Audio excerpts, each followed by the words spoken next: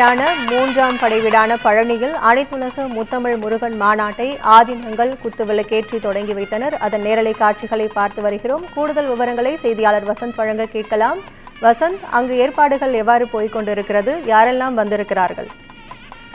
வணக்கம் கற்பகம். அதாவது அனைத்துலக முத்தமிழ் மாநாடானது பழனியில் தற்போது தொடங்கியுள்ளது. இதுக்கான ஏற்பாடுகள் கடந்த 10 நாட்களாக நடைபெற்றிருந்தது. இதில் 1000க்கும் மேற்பட்டோர் இந்த பணியில் ஈடுபட்டிருந்தனர். இந்த நிலையில் தான் இதுக்கான ஏற்பாடு தொடங்கிய என்ற நிலையில் இன்று காலை முதல் நாள் நிகழ்ச்சியாக தொடக்க விழாவான நடைபெற்றது.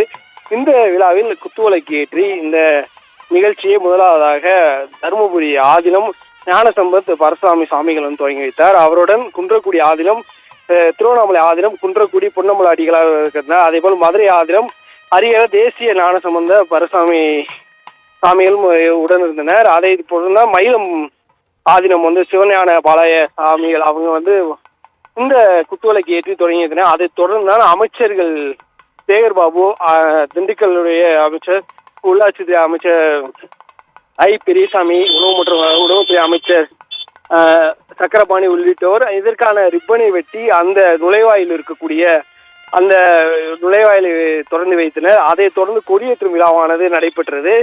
இந்த கொடியேற்றும் விழாவில் முக்கியமாக அந்த மாநாட்டுக்கான விழாவை முழுமையாக தொடங்கியிருந்தன. அது 3வது நிகழ்ச்சியாக அந்த கொடியேற்றும் நிகழ்ச்சி பாலமுருகன் சாமிகள், ரத்னகிரி பாலமுருகன் சாமிகள் கொடியேற்று மாநாட்டினை தொடங்கி வைத்தார்.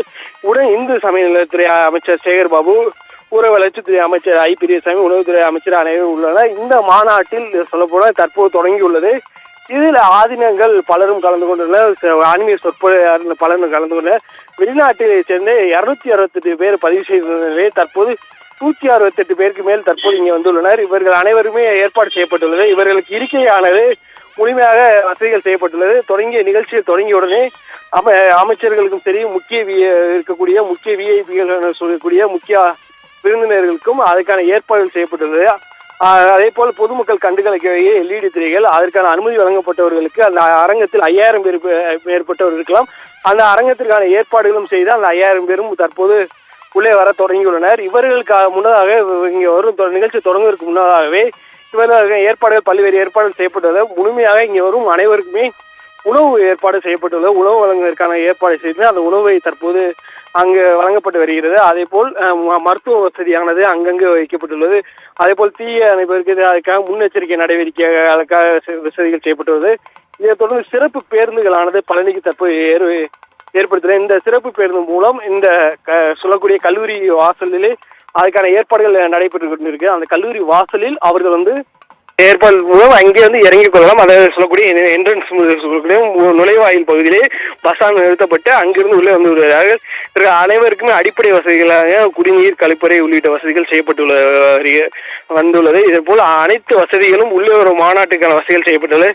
மேலும் திரையரங்குகளில் பார்ப்பதற்காக அதே போல் ஏற்பாடு செய்யப்பட்டுள்ளது. LED திரை வந்து ஆங்காங்கே வைக்கப்பட்டுள்ளது.